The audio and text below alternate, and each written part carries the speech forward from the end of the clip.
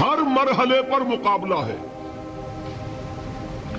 آپ صرف اللہ کا بندہ بننا چاہتے ہیں، 3 مقابلے کرنے پڑیں گے.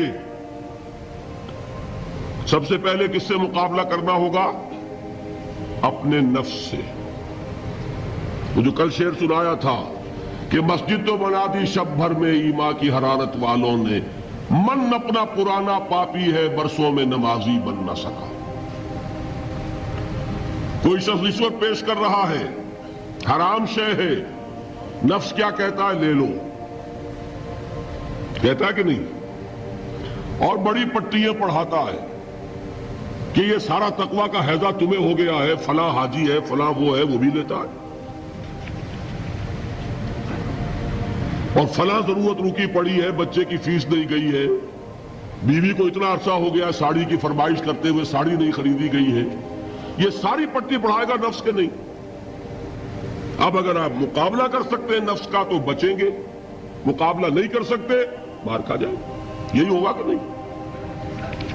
اذان کا وقت آ گیا، اذان سن لی آپ نے، لیکن پھر نفس نے کہا ابھی اور سو. آپ نے کروٹ لی اور کپڑا خوب ٹھیک کیا اور غین ہو گئے. اگر آپ اس نفس کے تقاضے کو اس وقت رد کر سکتے، طاقت آپ میں اتنی ہوتی تو آپ کھڑے ہوتے مسجد کی طرف جاتے. گویا کہ بندگی رب کے لیے سب سے پہلا جہاد کس سے کرنا ہوگا؟ نفس. اچھا، نفس اکیلا نہیں ہے، اس کے پیچھے ایک بہت بڑا بدماش ہے، وہ شیطان لعین. وہ اسے اکساتا رہتا ہے، پھونکے مارتا ہے. الذی یوسوس فی صدور الناس، اشتعال پیدا کرتا ہے، پٹیاں پڑھاتا ہے، برائی کو مزین کرتا ہے، بے حیائی کو فیشن کا نام دیتا ہے، ناچ گانے کو وہ کلچر کا نام دیتا ہے. یہ سارا کچھ کر رہا ہے. تو اگر شیطان سے مقابلہ نہیں کر سکیں گے تو اللہ کی بندگی کر سکیں گے. تیسری چیز، معاشرہ بگڑا ہوا ہے. بگڑے ہوئے معاشرے کا ایک دباؤ ہے آپ پر. یہ بالکل ایسے جیسے ایک ہجوم ایک طرف جا رہا ہو تو ادھر جانا آسان اور مقابلے میں جانا بہت مشکل، زور لگانا پڑے گا نا. تو معاشرے کا رخ کچھ اور ہے، آپ کا رخ کچھ اور ہے. معاشرہ نہ خدا کو جانے نہ رسول کو جانے. آپ چاہتے ہیں اللہ اور اس کے رسول کے حکم پہ چلنا، کشمکش کرنی پڑے گی کہ نہیں؟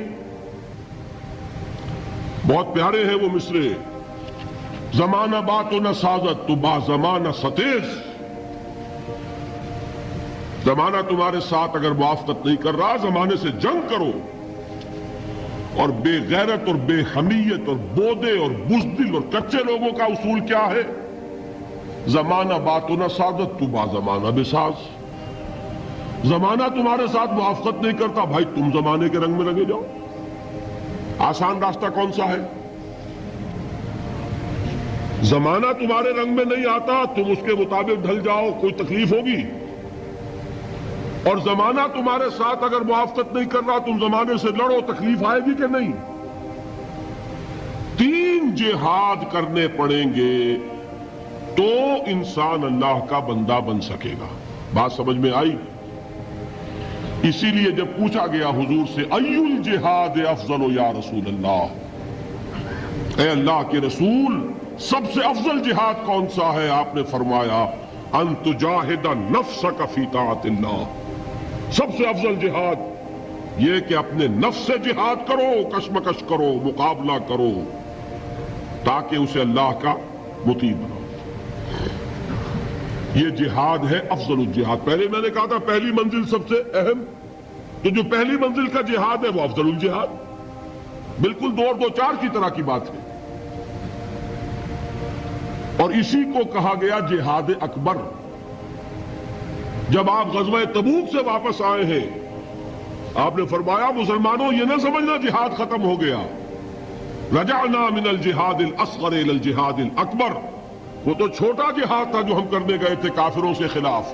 یہ بڑا جہاد ہے جو مدینے میں رہ کر ہوگا، ہر آن ہوگا. وہ تو کبھی ہوتا ہے کبھی نہیں ہوتا، یہ ہر وقت ہوتا ہے. ہر صبح ہوتا ہے، ہر رات ہوتا ہے، ہر شام ہوتا ہے، ہر لحظہ ہوتا ہے. ہر وقت کشمکش ہے خیر و شر کی، حلال اور حرام کی، صحیح اور غلط کی، زمانے کی روش اور دین کا تقاضا ٹکرا رہے ہیں۔